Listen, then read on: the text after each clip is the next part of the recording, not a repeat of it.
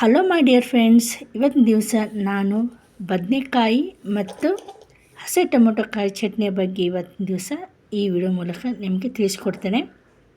ಮೊದಲನೇದಾಗಿ ಒಂದು ಹಸೆಕಾಯಿ ಟೊಮೊಟೊ ಮತ್ತು ಈ ಥರ ಬದನೆಕಾಯಿಯನ್ನು ತೊಗೋಬೇಕು.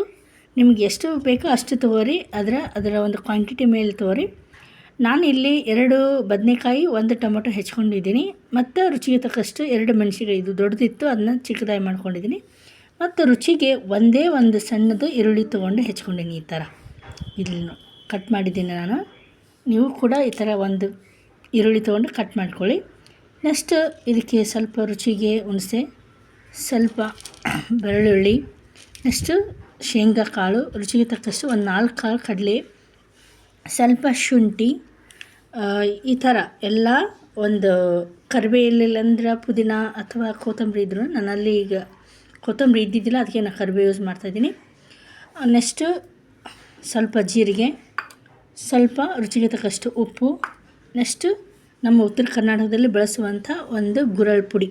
ಇದನ್ನು ನಾವು ಆಲ್ಮೋಸ್ಟ್ ಆಗಿ ನಮ್ಮ ಸೈಡ್ ನಾವು ಪಲ್ಯಕ್ಕೆ ಇದನ್ನು ಯೂಸ್ ಮಾಡ್ತೀವಿ. ಇಷ್ಟು ಐಟಮ್ಸ್ ಈ ಬದನೆಕಾಯಿ ಮತ್ತು ಟೊಮೊಟೊ ಚಟ್ನಿಗೆ ಬೇಕಾಗುವಂಥ ಸಾಮಗ್ರಿಗಳನ್ನು. ಇದನ್ನು ಇವತ್ತಿನ ದಿವಸ ಯಾವ ಥರ ಮಾಡಬೇಕು ಅನ್ನೋದನ್ನು ನಾನು ನಿಮಗೆ ತೋರಿಸ್ಕೊಡ್ತೀನಿ, ಬನ್ನಿ ನೋಡೋಣ.